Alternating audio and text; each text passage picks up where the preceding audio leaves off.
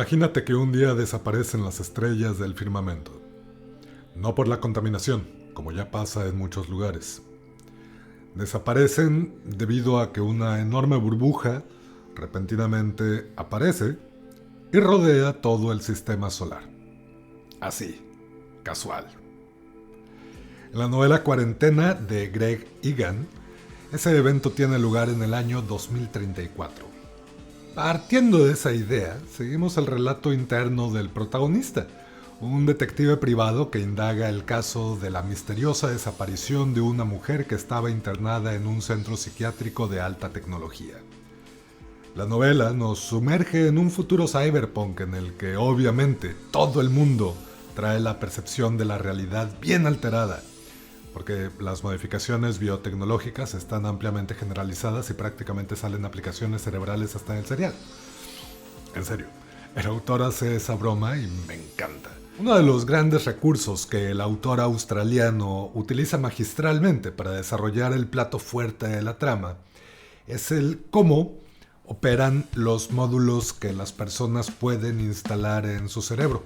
Describe cómo es que los avances hacia finales del siglo XXI permiten el mapeo no precisamente de las sinapsis cerebrales como tal, sino de las redes semánticas y sintácticas mentales de un individuo.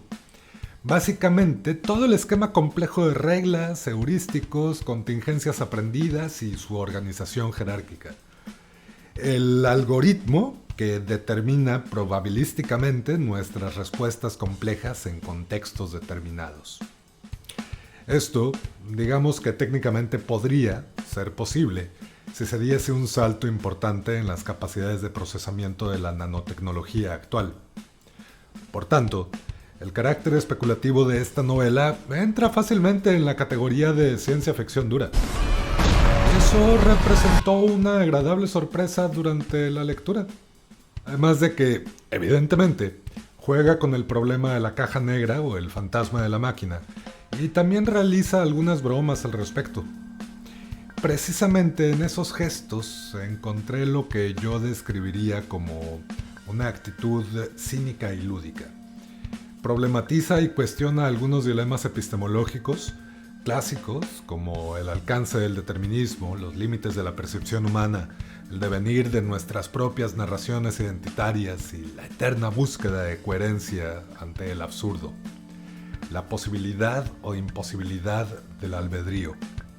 Pero, al final, se va a terminar cagando en la mayoría de los paradigmas y eventualmente nos descubrimos en lo más profundo de una madriguera de conejo tan riesgosa en términos narrativos como incomprendida por los dogmas populares. La cuántica. Y de forma bastante grácil y digna, pensaría yo, lo logra. Pero bueno, yo soy un experto en nada. Aquí quiero hacer un paréntesis. Reconozco que habitualmente, al momento de escuchar el término cuántico en contextos narrativos y otros, tiendo a mostrar una respuesta más bien de rechazo. Mi historia de aprendizaje establece las condiciones de alta probabilidad de obtener consecuencias que sean interpretadas como aversivas en ese tipo de narraciones. Y es válido, supongo. El punto con Cuarentena es que creo que es uno de los relatos que he leído mejor logrados en este rubro. Desde la psicología basada en evidencia, el autor demuestra una profunda comprensión de estos dos campos del conocimiento, la conducta y la física. Claro, formula una posible respuesta al problema del observador, o más bien al problema de la medición en la cuántica. Y me parece bastante atractivo, tal vez. Vaya, entendiendo que se queda en terrenos de ficción especulativa. Pero deja con esa sensación de... ¿y si sí? No se limita a ello. Materializa, tal cual, la hipótesis de la autodesvivisión cuántica. Imagínate un poder que te permita entrar caminando a un banco a plena luz del día, pasar por todas las puertas de seguridad que casualmente estaban abiertas en ese momento ir hasta la bóveda, que también resulta estar abierta por un posible pero improbabilísimo fallo en la cerradura. Y que durante todo este recorrido, por diversos motivos, nadie voltee a verte. Todas las personas se voltean o parpadean justo cuando pasas por su campo visual. Las cámaras de seguridad experimentan fallos y nadie está supervisando los monitores. Todas las circunstancias tejen un entramado de coincidencias para que nadie te observe entrar y salir de la bóveda.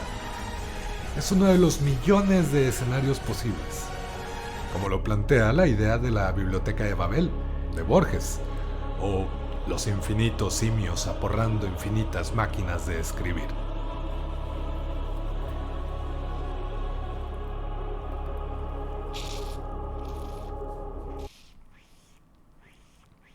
Hay una línea temporal en la que efectivamente eso puede suceder. Y poder elegir un devenir específico sería una capacidad tremenda. Después de que el protagonista va encadenando una serie de situaciones que le comprometen más y más con un posible complot de magnitud cósmica, las implicaciones de la metáfora de la inmortalidad cuántica termina de inocularnos del peligrosísimo virus del solipsismo. ¿Qué carajos es la realidad y qué tanta certeza puedo tener de que aquello que percibo realmente tiene correspondencia con una existencia más allá de mis marcos interpretativos? ¿Es cognoscible el ser? ¿Qué tan alterada podemos tener la percepción de la realidad como un aspecto inherente a nuestra existencia? ¿Qué me garantiza que no esté alucinando bien recio en este justo momento?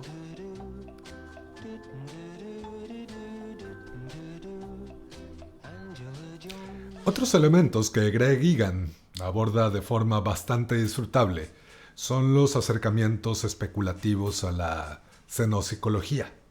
Vaya, cuestiones relacionadas con la conducta alienígena, como sus motivaciones, formas de comunicación y esas cosas.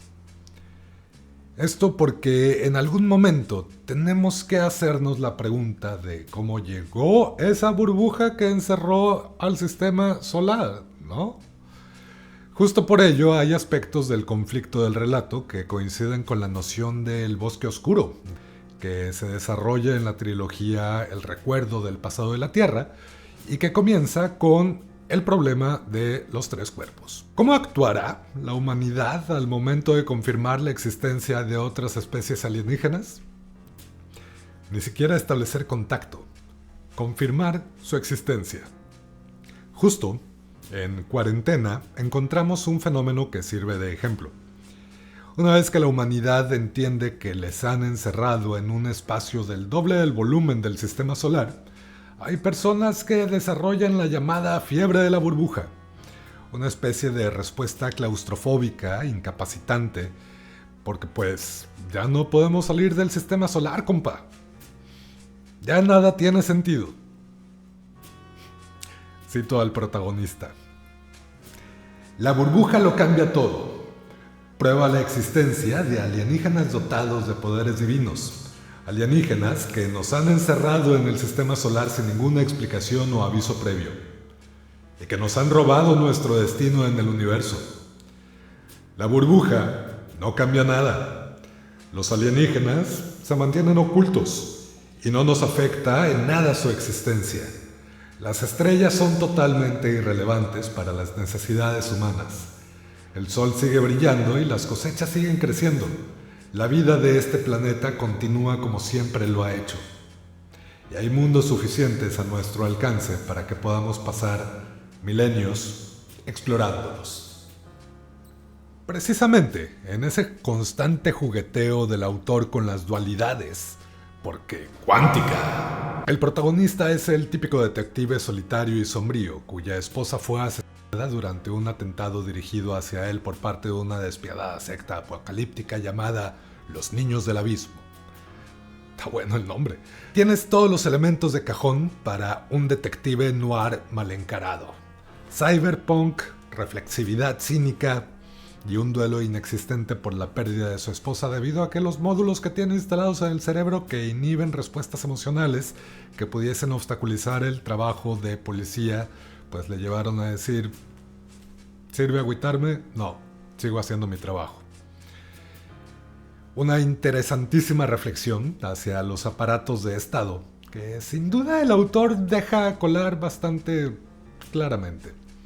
Porque, claro, si te pones a reflexionar sobre el principio antrópico en cosmología, escupirle al Estado moderno es un mínimo necesario para mantener la coherencia narrativa. Siendo esta su primera novela, apenas nos deja entrever puntos de partida en las temáticas que sigue abordando a lo largo de las novelas siguientes. Esto lo escribe en 1992. Tanto en su saga de la cosmología subjetiva como en diversos cuentos y novelas adicionales, hay un ejercicio especulativo bastante riguroso en torno a transhumanismo, evolución, revoluciones científicas, relatividad, cuántica, universos paralelos, en fin, aspectos que sin duda pasarán a ser parte del marco teórico de Futuros Desiertos, pues seguiré revisando el trabajo de Greg Egan, autor australiano contemporáneo. Mi calificación de la novela Cuarentena, en escala de Way, es indeterminado, porque cuántica. Respecto al mundo que propone, ambientado a finales del siglo XXI, visitar o vivir. ¿Lo visitaría o encontraría agradable quedarme a vivir en él? Yo creo que vivir. Sin broncas podría vivir en esa realidad. Sin duda conflictiva, pero se vislumbra la esperanza. La diversidad florece. ¿Hay alguna novela que te gustaría que comentara? Házmelo saber. Ya sabes cómo hacerlo. No te vayas.